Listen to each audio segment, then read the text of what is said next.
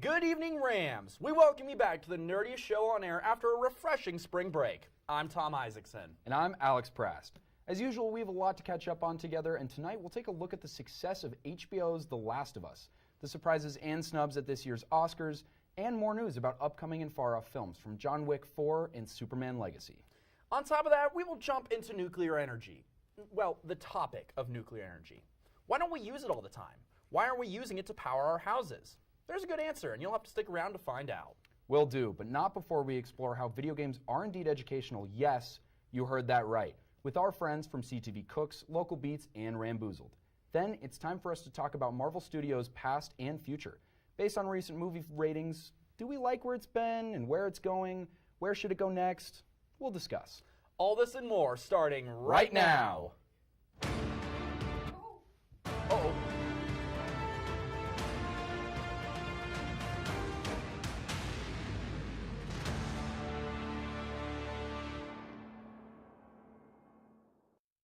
Here's some nerd news. The DC Cinematic Universe announced a restart a few months ago when they appointed James Gunn and Peter Safran as the new bosses of the film studio. And while we haven't been able to see the fruits of their labor quite yet, we have gotten some exciting sneak peeks of what's to come. Lots of projects are coming our way, but the one to catch everyone's attention is Superman Legacy, which will be directed by Gunn himself. That's pretty interesting. It's announced that he was also going to be writing it early fall 2022, but now we just learned that he's going to be directing it, which is pretty exciting considering the success of Guardians of the Galaxy. Well, absolutely. And Guardians of the Galaxy, of course, covered origins of all the superheroes, and now we get to see the story of Superman's journey to reconcile his Kryptonian heritage with his human upbringing as Clark Kent of Smallville, Kansas. Superman will be in his early to mid-30s, reportedly, which is pretty exciting. We haven't seen that kind of young Superman just yet. I mean, kind of in Man of Steel. We saw it more with, like, Smallville, the early 2000s film, yeah. or the show, which is a little cheesy, but it's still lots of fun. I love it. But it'll be interesting to get to see a modern, young Superman. Yes, but all of that is going to be preceded by the Batman Part 2, which is super exciting. I'm pumped for that. Now, Superman Legacy doesn't hit theaters until July 11th, 2025. But until then, we will have Gunn's Guardians of the Galaxy Volume 3 to help us with the wait and make us cry. The lack of drama at this year's Oscars was a real slap to the face. Well, in reality, the Oscars were actually pretty interesting this time. The show itself didn't go on for the long 4 hours like it did last time, and some truly great and deserving movies were in contention. Now, Tom, I need to talk about Everything Everywhere All at Once. Yes, you do. It is one of my top 3 favorite movies now. I love it. Ke Huy Quan got Best Supporting Actor. He 100% deserves it. He's amazing. He had this incredible moment, too, on the red carpet with Harrison Ford, because, his first role was as Short Round in Indiana Jones 2. Phenomenal. Michelle Yeoh, she got Best Actress for this movie. Yes, she killed it. So deserving. She did amazing. And the directors both got Best Director, Best Directors, and totally deserved. 100%. Absolutely. It's one of my favorite movies that came out last year, and I am super excited to see that it won. If you haven't seen it, I would definitely recommend checking it out. Now, on top of that, Brendan Fraser also won Best Actor for his role in The Whale, which, seriously, good for him. Good for him. It's so good to see him getting back out there, back into the media, and getting the love he deserves for this. Absolutely. And I really liked the movie. I thought it was really interesting. Phenomenal. Phenomenal. Yes. Now, RRR wins for Best Original Song. Heck yeah. That movie was crazy. That was quite the fever dream. It was amazing. I didn't know what I was expecting, but it wasn't that. so entertaining. Yes, absolutely. Now, and Angela Bassett didn't win Best Supporting Actress. We got to talk about the snubs now. And she was beat out by Jamie Lee Curtis. I don't know. I love Jamie Lee Curtis. Don't get me wrong. But this was not her best acting this year. It felt more like they were catching up from previous years. I kind of have to agree. And after Black Panther 2, personally, she was my favorite part of the whole 100%. movie. She brought it home. 100%. Now, speaking of not bringing it home, Top Gun Maverick only won Best Sound Design, and I personally think it deserved much more than that. 100% it deserved more. That movie was so fun, so great. It was really good stuff, and I think it should have at least won Best Screenplay as well. It was better than the original. Way better. Now, Guillermo del Toro's Pinocchio won Best Animated Feature. What about Puss in Boots: The Last Wish? What? That movie was so good. That was one of my favorite animated movies I have ever seen in my life, and that's including the Lego movie. That's honestly valid. And Spider-Man Into the Spider-Verse. Now, I can't tell this. The Academy meant to keep it all quiet on the slapping Chris Rock front, but maybe that's just the way of Will Smith anyway. Anyway, were there any other Top Guns you would have liked to see at the Oscars, Tom? You know, honestly, no. I don't think any more nominations should have been included because that would have been overwhelming. Now, we are just two geeks, and we aren't able to cover everything everywhere all at once, but what kind of geeks would we be if we didn't talk about The Last of Us? Yes, The Last of Us has completed the last of its episodes, at least for Season 1. The hit HBO show is one of the platform's most successful shows of all time, and a Season 2 was confirmed only 3 episodes into the first season. That's pretty incredible, Alex, and from what I have seen from the show, it looks fantastic. Tom, I've heard about a minimum 10% increase in viewership after every single episode. Yeah, the final Rotten Tomatoes critic score was 97%. That's pretty Absolutely impressive. phenomenal. And you got to remember, the show was created by the original game co-creator Neil Druckmann and Chernobyl screenwriter and director Craig Mazin. That is one of my favorite TV shows, Chernobyl, and we're going to talk a little bit more about that later in the show. Yeah, I mean, after seeing this show, that's at the top of my list now. I mean, I love the game, but this show gave more depth for Bill and Frank, even more depth for Sam and Henry, and the new character Kathleen, more depth to David, more depth to Tommy and others. It was incredible. Yeah, that's pretty awesome. I gotta say, that finale, as someone who has loved this game, it is my favorite thing since I was 11 years old, no notes. No notes on that finale. That's pretty high praise coming from you. It was pretty flawless. Now, Tom, why haven't you seen it yet? I don't have time. I'm sorry, I don't have time to watch it yet, but it is like I've caught up on Mandalorian now, and now it's like, okay, I'm in the mood to watch some TV, so I'm going to watch it. That better be next on your list. Yes. Now, Season 2 was confirmed, as we said earlier. Last of Us Part 2, the video game, it's a big story, so they said that they might be splitting it in half into a Season 2 and a Season 3, maybe even a Season 4. I think that's a probably really smart move. I'm so excited. Now, given the quality of Season 1, it feels as if there honestly isn't much room for improvement in Season 2. However, and no spoilers, audiences may be a bit torn on what happens in the story next. What we will talk about, though, is the next serious delays coming from Marvel Studios. We know the pandemic moved release dates around quite a bit, but as dates continue to be pushed back, perhaps the cause may be something more. Now, first off, starting off, the Marvels got pushed back from this July to this November, and then Disney removed release dates from their website and from Disney+. Yeah, instead of dates, it just says coming soon. Like, what if Season 2 was supposed to be early 2023? It's now coming soon. Echo was supposed to be summer 2023. It's now winter 2023. Oof. Agatha Coven of Chaos was winter 2023.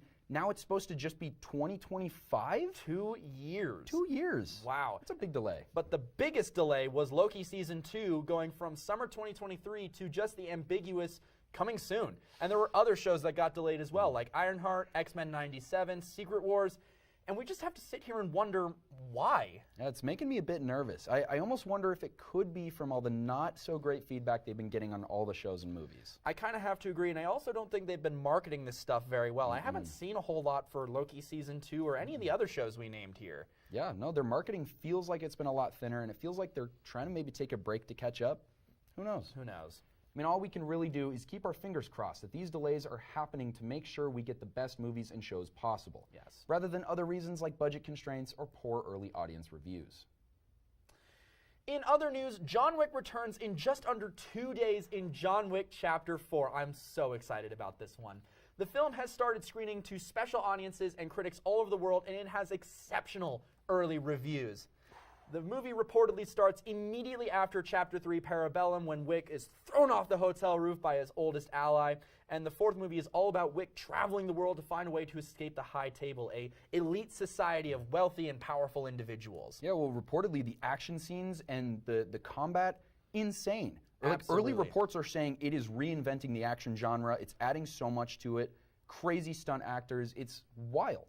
There's been some released behind-the-scenes stunt footage, and it's absolutely wild. There's a guy just getting thrown down an escalator, and it's a full live stunt, which is really cool. Crazy. Keanu Reeves is also going to be in it, as usual. It's going to be awesome. However, this movie is going to be pretty lengthy, 2 hours and 49 minutes. This is the longest Wick movie we've ever seen, 38 minutes longer than Chapter 3, which is a little long, but I'm totally in. Now, speaking of John Wick, sadly, Lance Reddick, who portrays the Continental Hotel concierge in all the Wick movies, recently passed away at age 60. He will still be featured in the film, and he will also have a posthumous appearance in the Disney Plus Percy Jackson series. Which is exciting.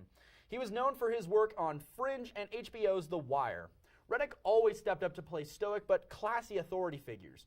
Keanu Reeves, Lawrence Fishburne, and director Chad Stahelski have all officially dedicated the film to Reddick, which is really nice.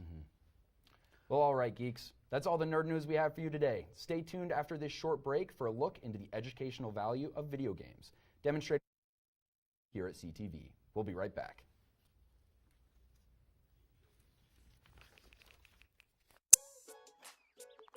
Worried about your friend but don't know how to reach out? You could say how are you or get a fake tattoo. You could ask with an app if it works for you. You could chat with them in VR. It's so good. If you think you should check in, yeah, you should. Whatever gets you talking. Reach out to a friend about their mental health. Whatever gets you talking. Learn how you can help at seizetheawkward.org. Welcome back from the break. Video games have been a huge part of storytelling and entertainment for a long time now. Though we know opinions of how video games affect players was hotly contested for a long time. That's right. Parents would say video games would rot your brain or claim that violent games would make the player into a violent person. Those have long since been debunked, so nowadays we look to the future and investigate the benefits of gaming, specifically how gaming can actually be educational. And we tested that theory with a variety of players, specifically from our friends over at CTV Cooks, Local Beats, and Ramboozled.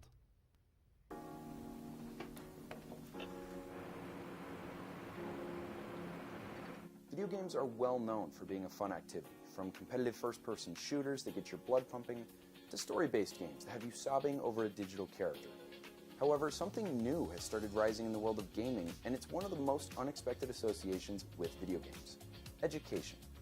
Video game technology has already started entering the world of higher education, but today I'm looking more into games on the consumer level, more specifically, simulator games.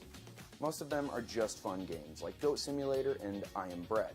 However, some actually might casually teach players applicable skills. This of course caught my attention, and I felt it needed to be put to some kind of test. Luckily for me, a member of each variety show at CTV was happy to assist me in testing my theories. I chose 2 popular simulator games for each of them to play, with an online written test to accompany each game.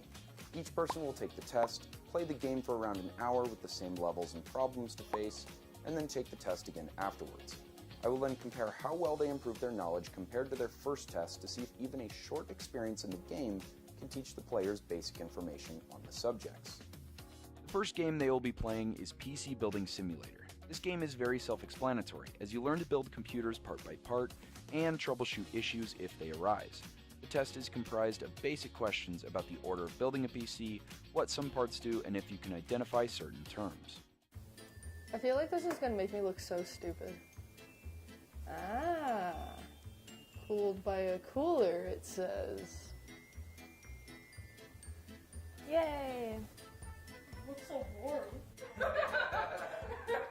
Am I supposed to have fun building a PC?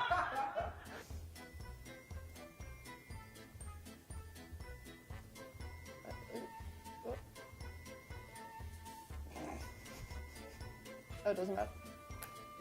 I thought I had to screw it in. I was like, what is taking so long? Okay. Yeah! Wow. Can I go free build? Oh, that's actually kind of fun. No, I like the transition that they did. It was pretty good. You don't like hide them in the room, right? Are they like hidden in the room? Do I need to look around the room, or is it just here? It's just here. Okay. I didn't retain any of the information that was just given to me. Oh wait, do I have to go buy them? Do I have to buy the parts? Oh, not for this. I mean, I understand the educational aspect of it. Like, this is a good way to teach people if they have not so good PCs how to build PCs. Should I just take this whole thing apart? And just give it back to him in pieces? Oh. Wait, you gotta figure out what's wrong. You can turn on the PC too to see if all the parts are there. How to remove If something's wrong, the whole thing's an issue. I don't feel like I should unplug anything. Alright, let me see real quick. He took out everything out of the PC. I didn't trust you. I have to start from the beginning. I hope it explodes. Wait, I gotta fix it. Get out of here. Hold on. No, but you weren't fixing the thing that needed to be fixed. Hold on.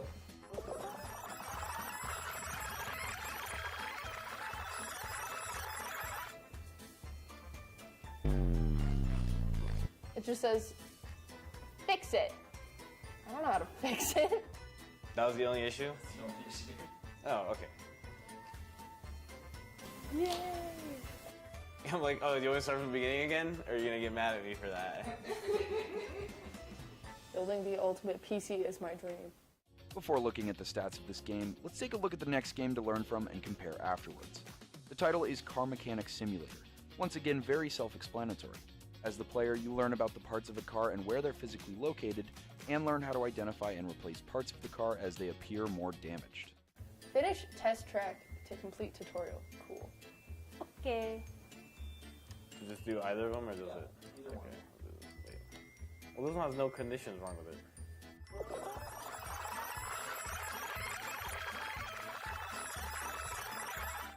Am I just supposed to take the car apart? I'm honestly just having fun taking the shit apart.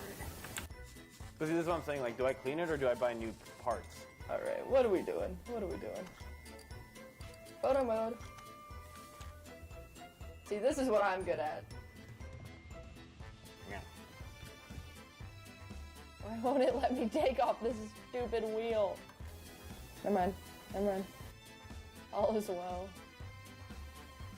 I think they make this a bit too tedious. On to the other 4. Ugh. Come here. This is what I think CTV. There's symbolic meaning to this picture. Yay! I done. Let's take a look at the final results. For PC Building Simulator, all 3 saw improvements in their score, with Abby and Julie improving lots with minimal starting experience with PCs, and Ethan saw a smaller increase with a larger previous knowledge on the subject matter. Looking at Car Mechanic Simulator, a similar pattern was observed, with Abby and Julie once again having a smaller starting base and a large increase, with Ethan also having a larger starting base and a smaller increase. Overall, it can be concluded that these games teach something, but it's also good to note some important things. For one, this was a very small sample size with limited exposure to the games themselves. It's also good to note that while the games teach basic things like the names of the parts and where they go, they do not often teach what parts actually do. It seems these games are best to offer a solid bit of fun and a good basis of knowledge if you want to start diving into the world of cars or PCs. Thank you so much to our friends here at CTV for helping me out with that. It was a fun project and it had some fascinating results. I would absolutely agree, and I think as time goes on, especially as we integrate this with virtual reality, I mean, fighter pilots are getting trained with VR these days. So, what are the limits to, after that? Yeah, and how educational it can be. Absolutely. Well, speaking of educational content, Tom, what you got on nuclear energy? Well, I'm glad you asked, Alex. Renewable and clean energy is the ultimate goal for the world's future. We have seen wind power, solar power, and water power provide for us for many years. But the truth is that these clean energy sources cannot support the immense energy demand our country needs. However, there is one alternative, but it's a word associated with controversy and disaster, and that is nuclear power. So this month, I decided to find out just what on earth is going on and why are we not using this source of energy? Nuclear energy, the science that takes radioactive materials and uses them to generate electricity. It's such a complex and specific science, and yet, it's actually quite simple. If you don't know how a nuclear reactor generates electricity, here are the very basics. We take radioactive materials and put them super close together. This generates heat and radiation. The radiation is mitigated by something called control rods and water. Meanwhile, the heat is used to evaporate water into steam and turn a turbine, thus generating electricity. And actually, that last stage of steam turning a turbine is how most of the world generates electricity already. And that's what's great about nuclear power. See, the electricity that gets sent to places like this and distributed across cities is made by burning fossil fuels, which pollutes the environment. Meanwhile, nuclear power generation only makes steam, clouds. And you might worry that that steam may be radioactive, but it isn't, because the water that's evaporated is from an entirely separate system. It's literally harmless. Then there's the waste. As uranium fuel depletes over time, it becomes less usable, but remains all the more deadly. So, do we just bury it, toss it in the sea, shoot it into space? No, of course not. We use safely engineered and nearly indestructible containers to safely store the fuel with other materials that will again make it essentially harmless. Unless, of course, you somehow bust one of those things open. Combining these facts with others, like, for example, how nuclear power is over 8,000 times more efficient than burning fossil fuels, easier to manage, and probably to your surprise, better for human health, why is it that we're not using this science to keep the lights on? There has been a nuclear accident in the Soviet Union, and the Soviets have admitted that it happened. The Soviet version is this. One of the atomic reactors at the Chernobyl atomic power plant near the city of Kiev was damaged, and there is speculation in Moscow that people were injured and may have died. On April 26, 1986, Earth faced something that has never occurred naturally in 4.5 billion years of history.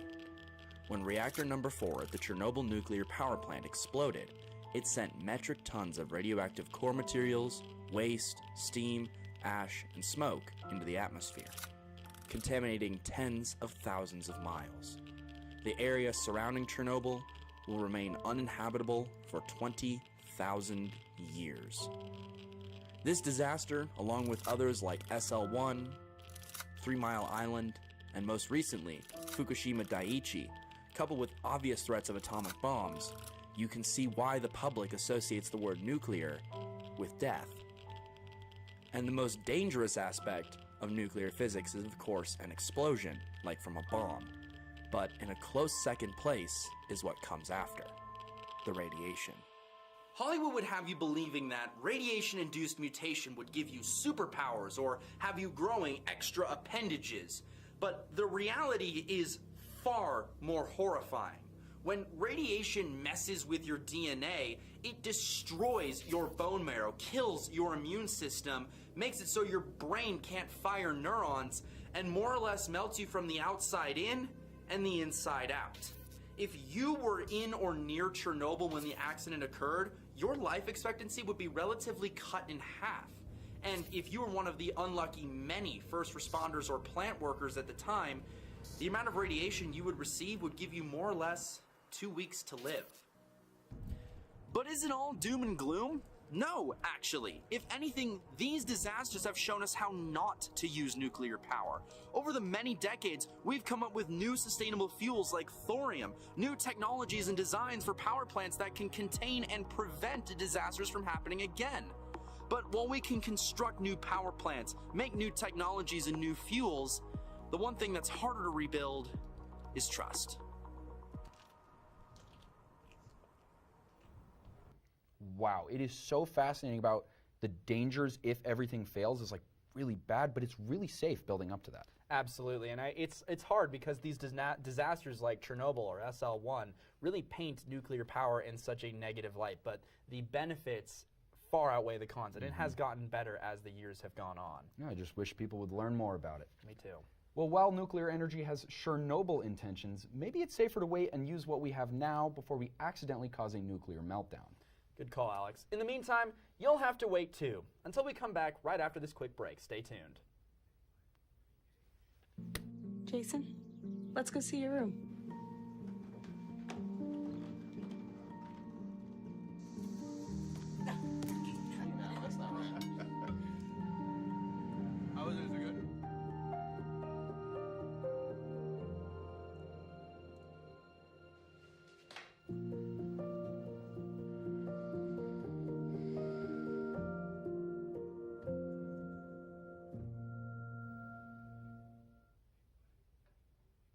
Welcome back. Now, earlier we talked a little bit about Marvel Studios and the release dates being pushed back as far as a year, or simply being labeled as coming soon. That, coupled with not so great reviews from critics and audiences alike, have fans concerned for the future of Marvel's movies and shows. Is Marvel losing its grip on superhero films? That's a pretty harsh take, in my opinion. I think that, no, they haven't lost their grip. I think that they're still producing good superhero movies. That being said, I do worry that they're starting to lose their way a little bit because I think they're focusing on, okay, people want more Marvel content, well, we're going to give it to them, and they just slam it down our throats like hardcore, and they make it so that there's a new show or a new movie every couple of weeks at this point. Right. They're pushing for quantity over quality, which rumors has it they're kind of reversing that. They're now trying to push more quality, which I'm definitely here for. I think a big part of it, too, I'm going to almost say some of the marketing.